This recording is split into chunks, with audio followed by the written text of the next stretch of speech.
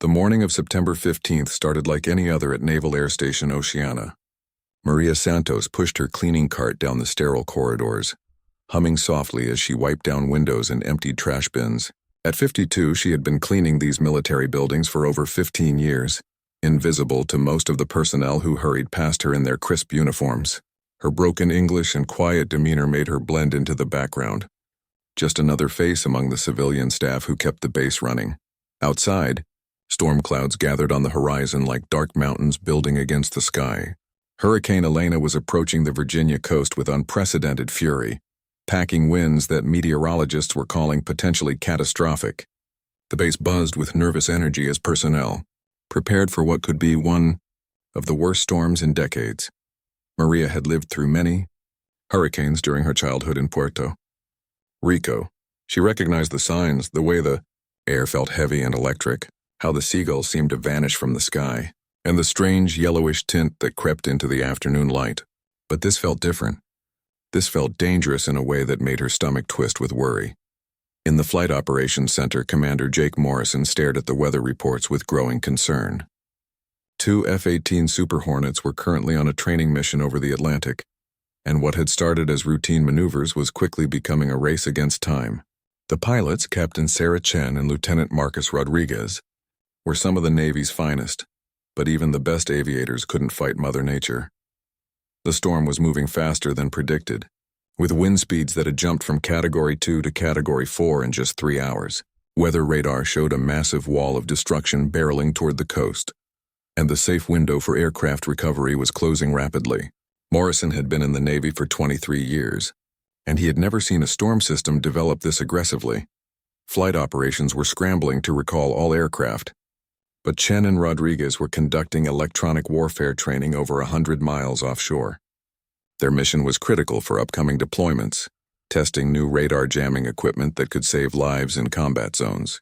The irony wasn't lost on Morrison that their life-saving training might now put them in mortal danger. The control tower stood like a beacon above the airfield, its windows offering a panoramic view of the darkening sky. Inside, air traffic controllers worked with practiced efficiency, their headsets crackling with radio chatter as they coordinated the emergency recall of all aircraft. The tower was the nerve center of the base, the critical link between pilots in the sky and safety on the ground. Maria continued her rounds, her cleaning cart wheels squeaking softly against the polished floors. She noticed the increased activity, the way personnel moved with more urgency, the tension in their voices. Though she didn't fully understand the technical language flying through the corridors, she sensed fear, real fear. The kind she remembered from those terrible hurricane nights of her childhood, when her family huddled in their small concrete house, listening to the wind tear apart their world outside. As afternoon faded toward evening, the first bands of rain began lashing against the building windows. Maria paused in her work, watching water streak down the glass like tears. She thought of her own family, her daughter Rosa, who worked as a nurse in Norfolk, her grandson Miguel, who was starting his first year of college. The storm would hit them too. The wind picked up suddenly, rattling the windows with such force that Maria stepped back in alarm. Papers scattered from desks as air conditioning vents whistled with the changing pressure. Emergency lighting flickered on as the main power grid struggled against the mounting storm surge. Commander Morrison's radio crackled to life. Base operations, this is Viper 1. We're showing fuel status amber and weather conditions deteriorating rapidly. Request immediate vector for approach.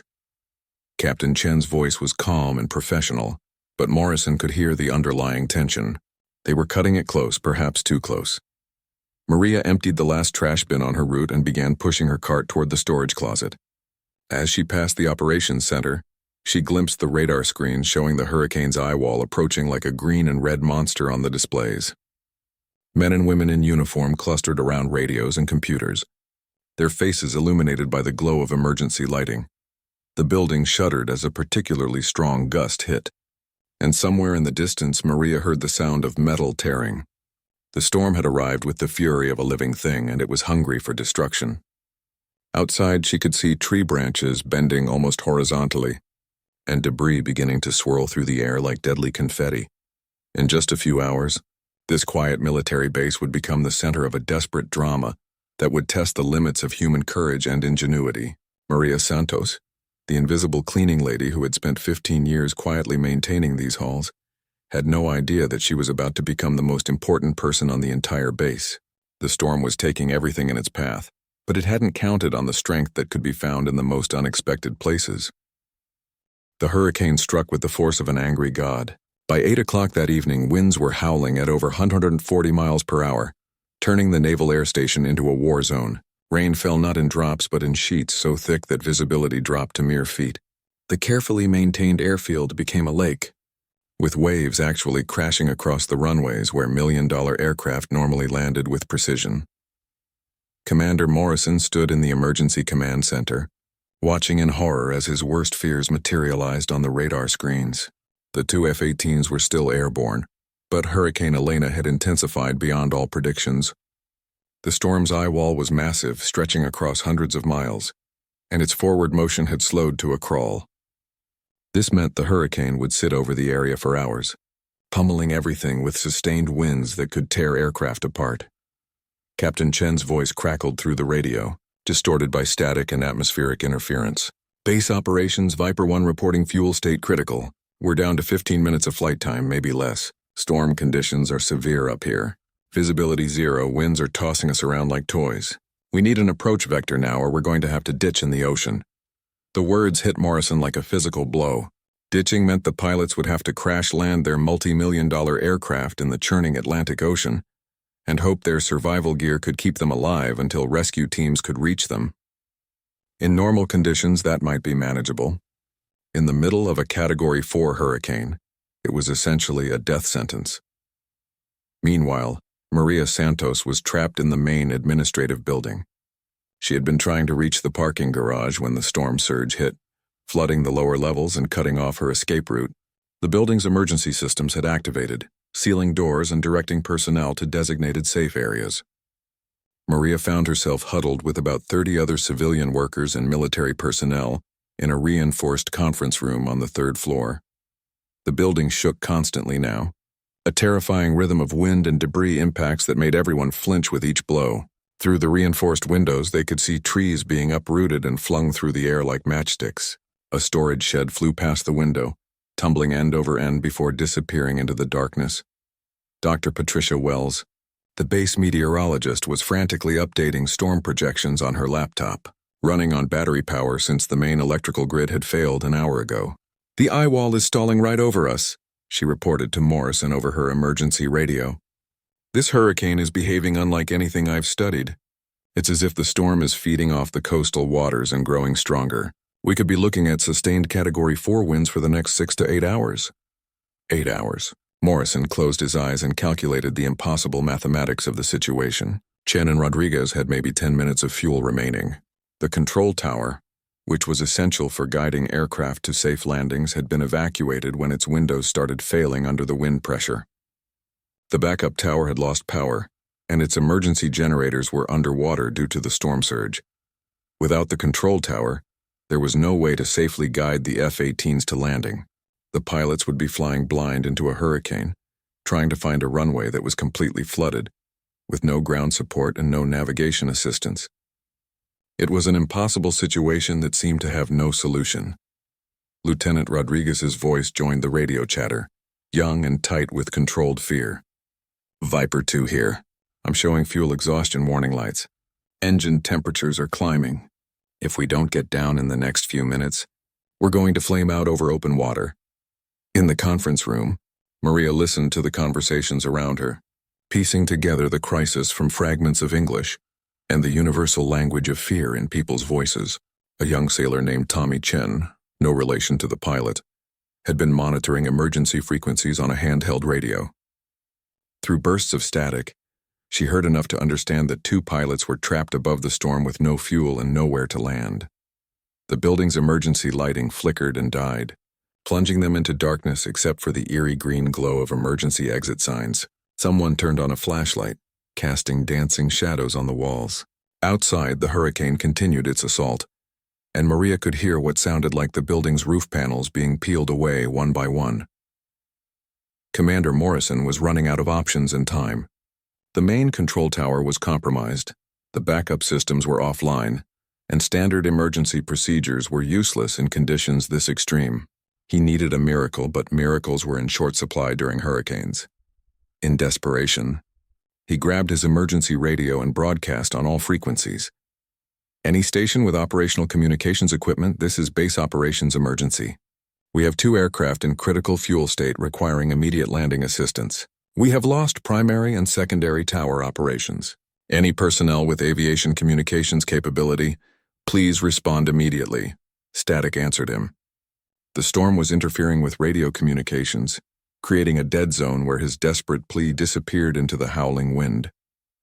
Miles above, 2 of America's finest pilots were running out of fuel and options, while below them, the people who could save their lives struggled against a hurricane that seemed determined to destroy everything in its path. Time was running out, measured now in minutes rather than hours.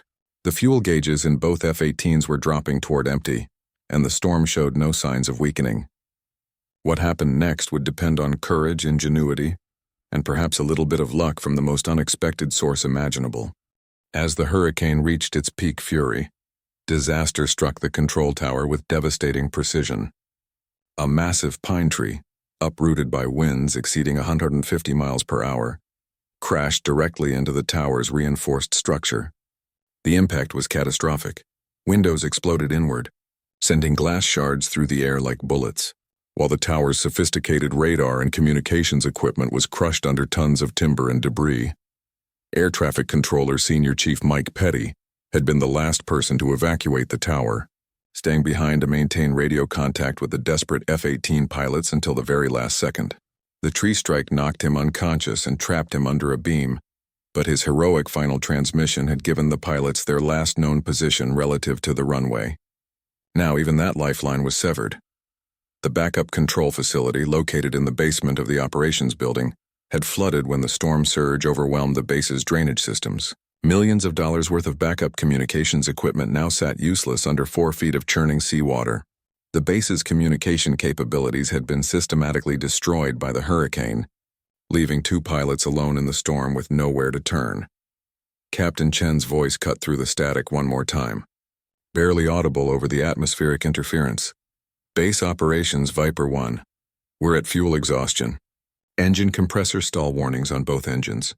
We're going to have to attempt an emergency landing in 0 visibility conditions. If anyone can hear this transmission, we're going to try for runway 27 left. God help us. Commander Morrison felt the weight of command crushing down on him like the storm itself. 2 of his pilots were about to attempt what amounted to a suicide mission, landing multi-million-dollar fighter jets on a flooded runway in hurricane conditions with no ground support, no navigation aids, and no fuel remaining for a second attempt. The mathematics were brutal. In these conditions, the survival probability was close to 0. 3 miles away in the administrative building, Maria Santos sat in the emergency shelter area listening to the young sailors' radio chatter. Her English wasn't perfect, but 15 years of working on a military base had taught her enough technical vocabulary to understand the gravity of the situation. 2 pilots were going to die unless someone could help them find the runway. The building shuddered again as another piece of debris struck its walls. Through the emergency lighting, Maria could see the fear in people's faces. They were all thinking the same thing. They might not survive this night themselves. The hurricane was tearing apart everything they had thought was solid and permanent, but Maria's mind was working differently. She was remembering her late husband, Carlos, who had been a civilian contractor working on aircraft navigation systems. During their evening walks around the base housing, he had often pointed out different buildings and explained their purposes. She remembered him showing her a small radio tower behind the administrative building, describing how it served as a backup communication point for emergency situations. The tower wasn't much, just a simple antenna array used for maintenance communications and emergency broadcasts. Carlos had mentioned it was hardened against storms and connected to the building's emergency power systems. Most importantly, it was designed to be operated manually if needed, with basic radio equipment that could reach aircraft on standard frequencies. Maria stood up abruptly, startling the others in the shelter. She approached Petty Officer Jenkins, who seemed to be in charge of their group. In her accented English, she tried to explain what she remembered about the backup radio tower. Jenkins initially dismissed her. This was a military crisis, not a situation for civilian cleaning staff to get involved in.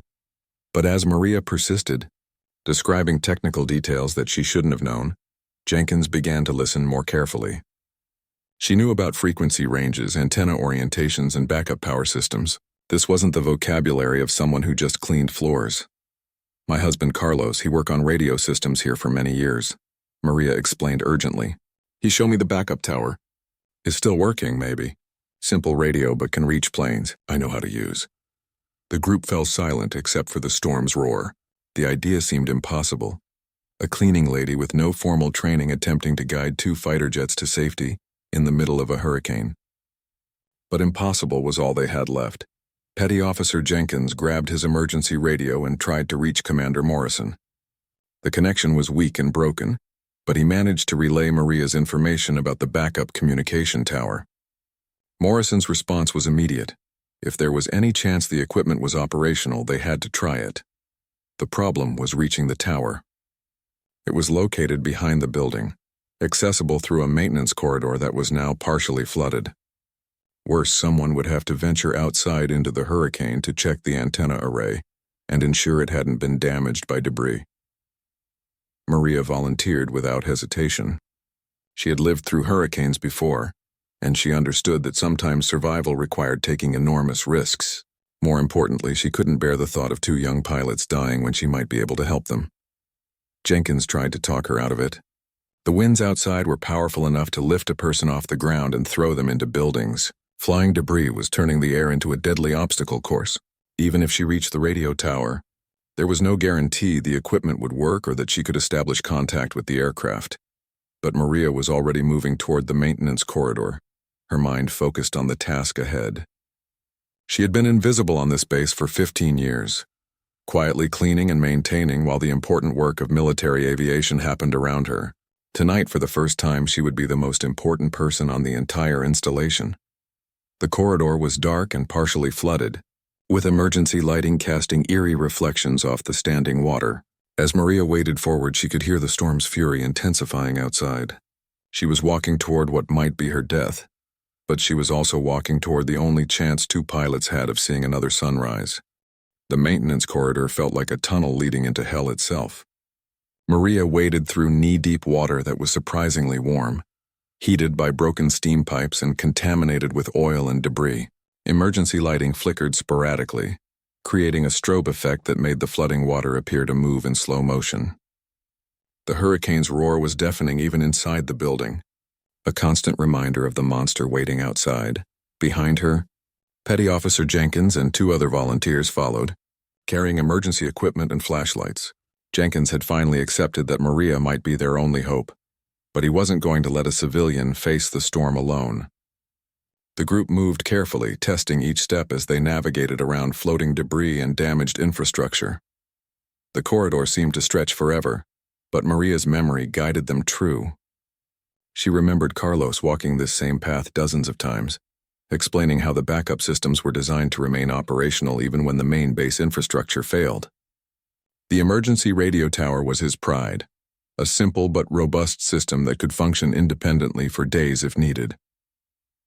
They reached the access door to the radio facility, and Maria's heart sank. The door was warped and stuck, apparently jammed by the building's structural shifting under the hurricane's assault. Jenkins and the others threw their weight against it, but the door wouldn't budge. Outside, they could hear metal sheeting being torn from buildings and flung through the air like giant razor blades. Maria examined the door more carefully, running her hands along its edges in the dim light. She remembered Carlos mentioning that these doors sometimes swelled during floods, but there was a specific technique for opening them. She found the emergency release mechanism hidden behind an access panel and pulled hard. The door popped open so suddenly that they all stumbled backward. The radio room was smaller than a closet, crammed with 1980s-era equipment that looked primitive compared to the sophisticated systems in the main control tower. But primitive meant simple, and simple meant it might still work. A single control panel dominated the space with analog dials, toggle switches, and a handheld microphone connected by a coiled cord. Maria's hands moved over the controls with surprising confidence. Carlos had shown her this equipment during their evening walks, explaining how it worked in case of emergencies. She had never expected to actually use it, but the muscle memory was there. She flipped the main power switch and miracle of miracles, lights came on. The backup generators were still functioning. The radio crackled to life, filled with static and atmospheric interference from the storm. Maria began scanning frequencies, looking for the channel the F-18s would be monitoring. She found it just as Captain Chen's voice came through, weak and distorted but unmistakably desperate. Any station, this is Viper 1 declaring emergency. We are at fuel exhaustion attempting emergency landing. No ground contact, no navigation aids. Beginning approach to runway 27 left. Maria's heart pounded as she lifted the microphone. She had never spoken to military pilots before. Never used radio equipment in an emergency. Never been responsible for saving lives. Her English wasn't perfect and she was terrified of making a mistake that could kill the pilots. But there was no one else. Viper 1, this is base emergency radio, she said, her voice shaking slightly. I hear you. I can help you find runway. The response was immediate and filled with relief. Emergency radio, Viper 1, thank God someone's there. We're flying blind and zero visibility. We need vector guidance to runway 27 left. Can you provide approach assistance? Maria looked at Jenkins, panic in her eyes. She knew where the runway was, but providing technical flight guidance was beyond her knowledge. Jenkins grabbed his emergency handbook and began reading approach procedures while Maria maintained radio contact. Viper 1, runway is flooded but may be still okay for landing, Maria transmitted. You are coming from east, yes? Turn little bit right, runway is straight ahead, maybe 2 miles. Through the static, they could hear the strain in Captain Chen's voice. Roger, turning right. We're showing complete fuel exhaustion on both engines. If we don't get this right on the first try, we're going into the water. The next few minutes stretched like hours. Maria provided constant updates, describing the runway location based on her 15 years of familiarity with the base layout.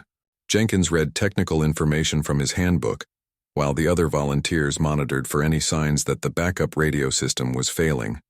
Lieutenant Rodriguez's voice joined the conversation.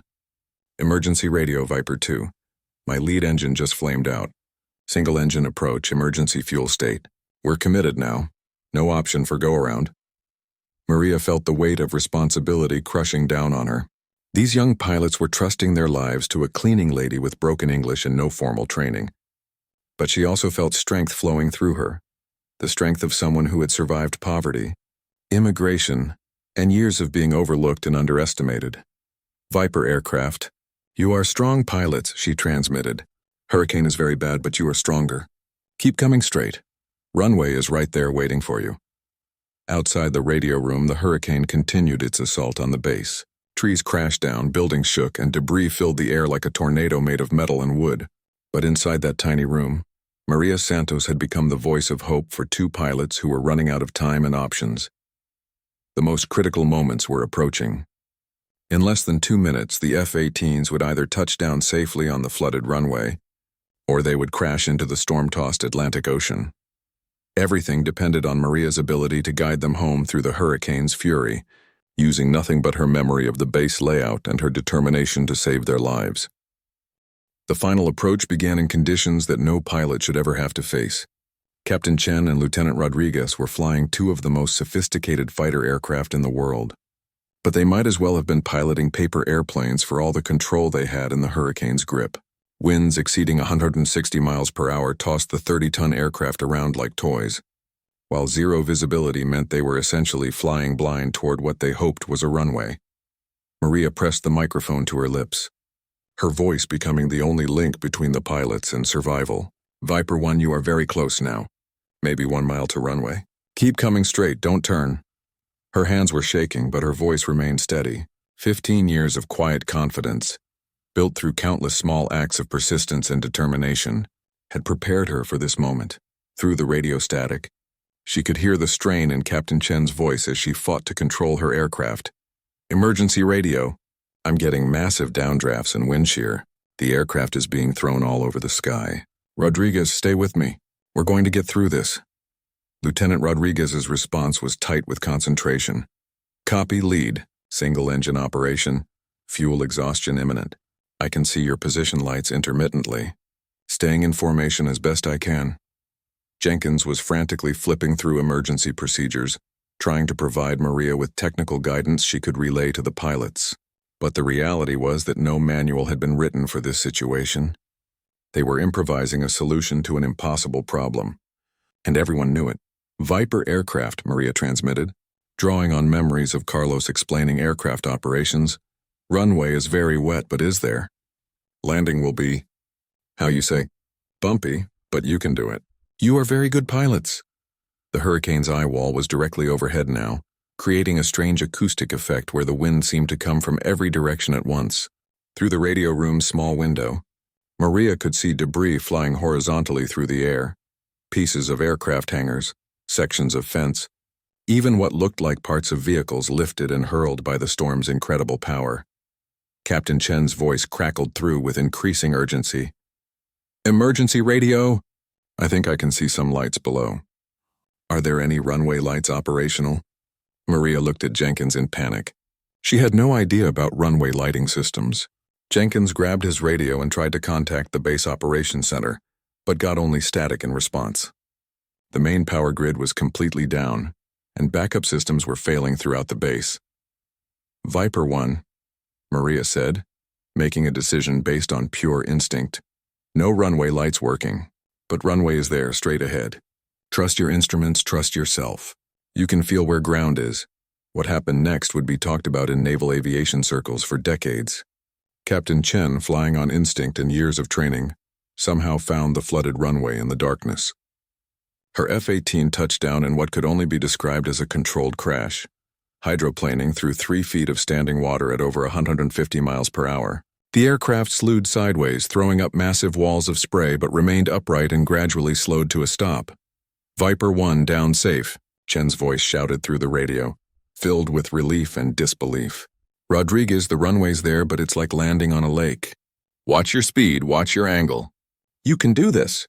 Lieutenant Rodriguez was in an even more desperate situation. With only one engine operating and virtually no fuel remaining, he had no margin for error. His approach was steeper and faster than normal, the single engine struggling to maintain power as his fuel system ran completely dry.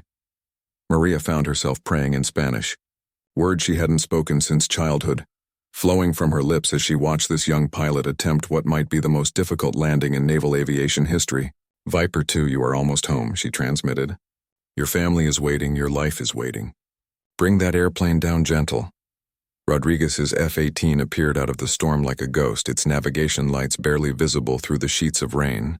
The aircraft was descending too fast, pushed by hurricane-force winds that threatened to slam it into the ground. At the last second, Rodriguez pulled back on the controls, using every ounce of his skill to flare the aircraft for landing.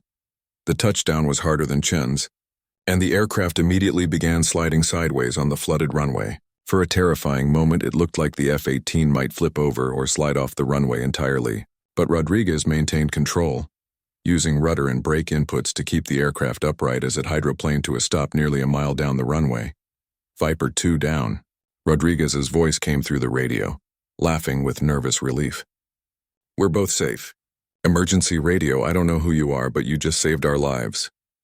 In the tiny radio room, Maria collapsed into a chair, overwhelmed by what had just happened. She had helped guide 2 multi-million-dollar fighter aircraft to safety in the middle of a Category 4 hurricane. The invisible cleaning lady had become the hero of the night, using nothing but her knowledge of the base and her determination to help others. Jenkins was already on his emergency radio, trying to coordinate rescue vehicles to reach the downed pilots. The aircraft were safe, but Chen and Rodriguez were stranded on a flooded runway in the middle of a hurricane. The night wasn't over yet, but the impossible had been accomplished.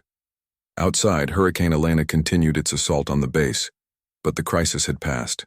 2 skilled pilots were alive because a cleaning lady had remembered her husband's lessons about backup radio systems. It was a reminder that heroism could come from the most unexpected places, and that sometimes the people society overlooked were the ones who saved the day when it mattered most. Dawn broke over Naval Air Station Oceana like a revelation. Hurricane Elena had finally moved inland, leaving behind a landscape that looked like a war zone. Massive trees lay across roads like fallen giants, aircraft hangars had been peeled open like tin cans, and debris was scattered everywhere, pieces of buildings, vehicles, and equipment spread across miles of flooded terrain. but two F-18 Super Hornets sat intact on the flooded runway, their pilots safe inside the cockpits where they had waited out the final hours of the storm. Captain Sarah Chen and Lieutenant Marcus Rodriguez had survived one of the most harrowing emergency landings in naval aviation history, guided to safety by a voice they had never heard before and would never forget. The rescue operation began at first light. Commander Morrison led a convoy of amphibious vehicles through the flooded base, navigating around fallen trees and debris to reach the stranded aircraft. The sight of the two F-18s sitting in 3 feet of standing water was surreal, like seeing sharks in a swimming pool. As the rescue team approached, both pilots climbed out of their cockpits and onto the wings of their aircraft. They were exhausted, dehydrated, and emotionally drained, but alive. Captain Chen would later say that those hours waiting in the cockpit while the hurricane raged around them were the longest of her life, but she knew they were alive because someone had cared enough to guide them home. The story of the rescue spread quickly through the base as personnel began the massive cleanup operation.